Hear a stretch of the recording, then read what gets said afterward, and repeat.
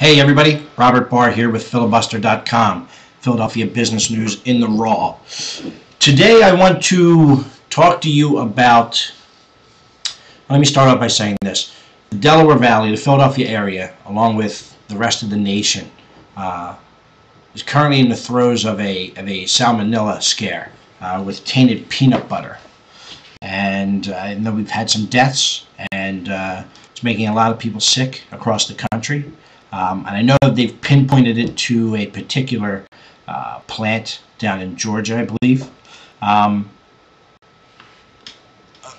There are hundreds of products that are being taken off of the store shelves, locally as well as nationally. And what I want to talk about is, excuse me, is how do you protect your brand, or how do you rebuild your brand? How do you protect your company when something like this, something totally out of your control happens? And I'm going to start off by saying, again, right now we're going through a bit of a scare, and unfortunately we've lost some lives with this peanut butter problem and salmonella. But if you remember a couple of months ago, hundreds and hundreds and hundreds of people were getting sick in China due to contaminated milk. Now, we don't know the facts of the salmonella issue right now. We don't know how it started. We do know, as far as the China milk problem, that there were some people that did some pretty dastardly things.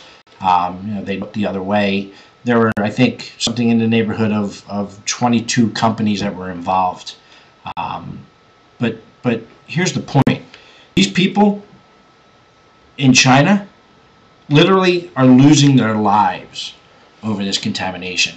The Chinese courts ordered 3 people to be executed over the contamination, and 3 others were sentenced to life imprisonment, and the remaining, I think 17 or 18, were given 15-year jail sentences.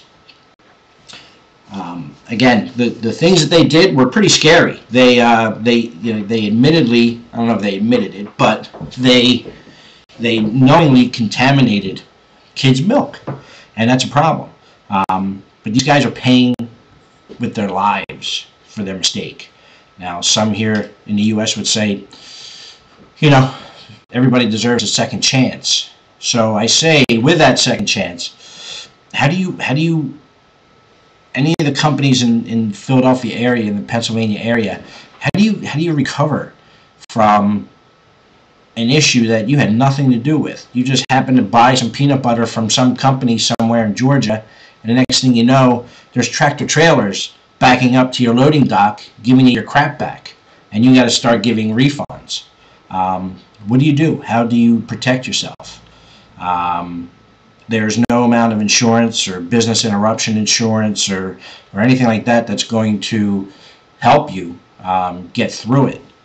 So the smart companies that get out in front of it and get the right public relations teams into the field and start talking about it and start educating people are going to be the ones that recover. In the Philadelphia area, listen, we have some pretty well-known local companies. Hershey Tastykake. One of my favorites is Goldenberg's peanut chews. But we've got some pretty high-power companies locally that can suffer because of the scare, and they had nothing to do with it.